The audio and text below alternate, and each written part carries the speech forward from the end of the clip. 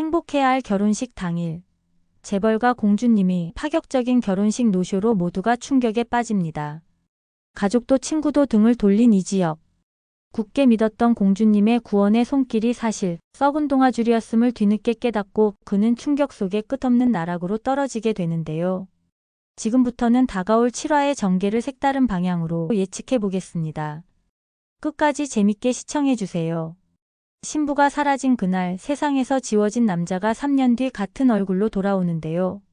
그날 이후 이지혁은 말 그대로 무너졌습니다. 재벌가 공주님으로 불리던 정보아가 결혼식 당일의 모습을 감춰버리면서 축복이 쏟아져야 할 시간이 한순간의 조롱과 의심으로 뒤바뀌었는데요. 가족도 친구도 등을 돌렸습니다. 이상철은 차갑게 내쫓고 김다정은 말을 잇지 못한 채 방 안에서 홀로 한숨만 쉬었습니다.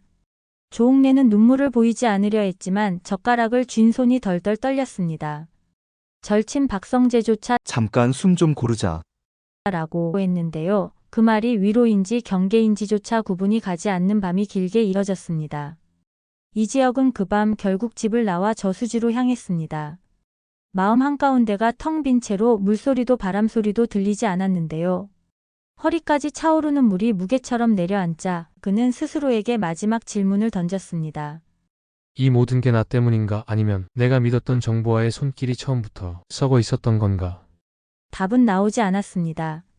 물이 머리까지 차오르자 허우적거리며 정신을 잃어가는 그를 한 낚시꾼이 붙잡아 끌어올렸습니다. 살아야지 누구라도 너를 기다리는 사람이 있을 거야. 그것이 둘 사이의 첫마디였는데요.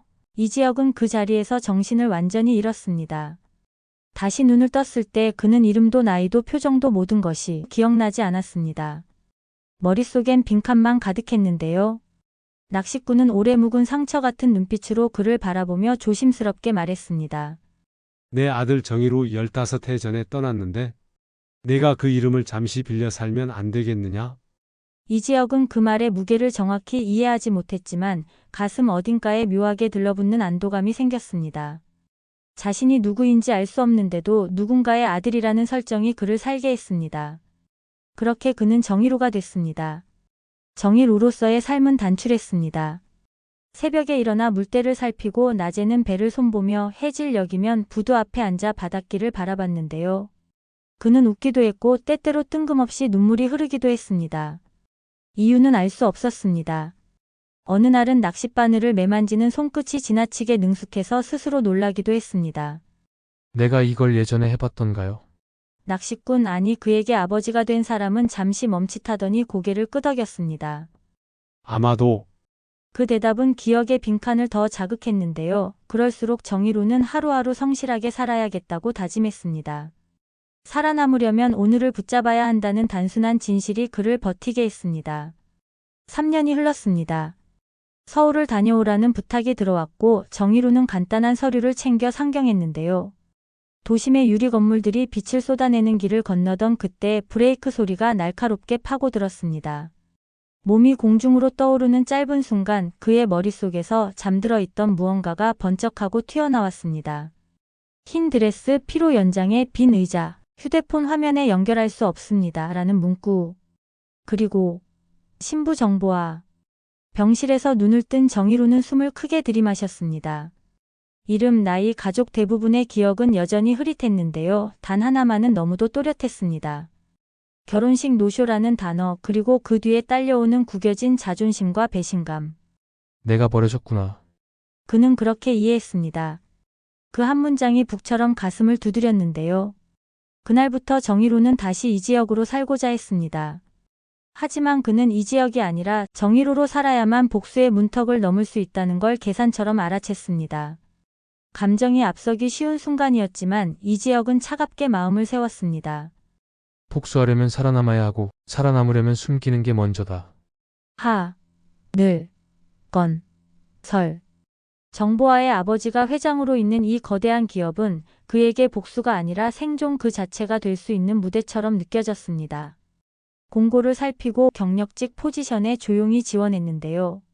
정리된 이력서와 담담한 말투, 현장에서 체득한 손기술, 그리고 이해할 수 없을 만큼 자연스러운 공정 설명이 면접관들을 끄덕이게 만들었습니다. 정희로 씨, 현장 감각이 있으시네요. 그는 미소로 답했습니다.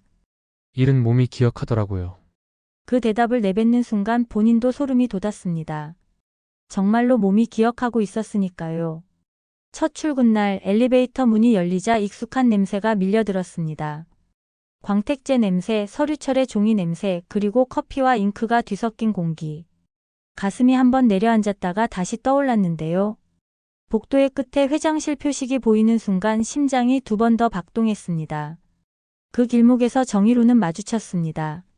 정보아와 마주하게 된 건 정말 우연이었습니다. 정보아는 정면을 향해 걸어오다가 정희루의 얼굴을 보고 휘청거렸습니다. 잠깐, 이지요? 낮게 흘러나온 속삭임에 정희루는 단호하게 미소를 지었습니다. 처음 뵙겠습니다. 외주관리팀 정희루입니다. 한마디로 과거를 차갑게 밀어 넣었는데요. 정보아의 눈동자는 끝내 떨림을 멈추지 못했습니다. 정의로요? 네, 정희루입니다. 정희루는 평온한 얼굴을 유지했지만 속에서는 파도 같은 긴장이 치밀어 올랐습니다. 그날 저녁 정희루는 고향의 낚시꾼 이제는 아버지라 부를 수밖에 없는 사람에게 전화를 걸었습니다. 아버지, 서울 일은 잘 끝나가고 있는데요. 제가 조금 오래 머물 수도 있겠습니다. 수화기 너머에서 길게 한숨이 들려왔습니다. 내가 어떤 결정을 하든 살아있기만 해라. 그 말이 응원인지 마지막 경고인지는 알 수 없었는데요. 정희루는 오랫동안 말없이 앉아 있었습니다. 이상하게도 그 순간만큼은 복수보다 아버지의 기대를 저버릴까 두려웠습니다.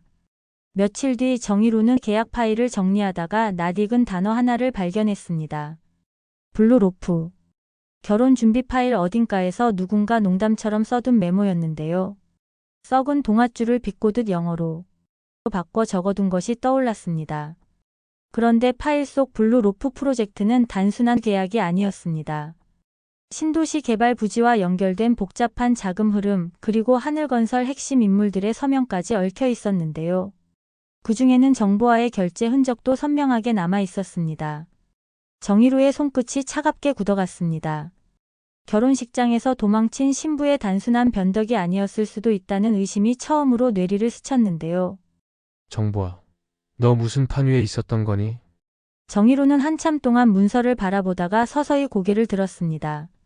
서류 속 낯선 이름들, 복잡하게 꼬인 자금 흐름, 정보아의 결제 흔적 모든 것이 어둡게 연결돼 있었습니다.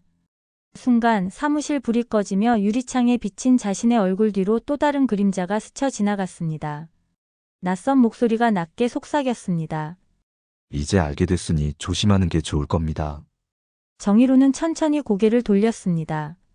하지만 그 목소리의 주인은 이미 사라지고 없었습니다.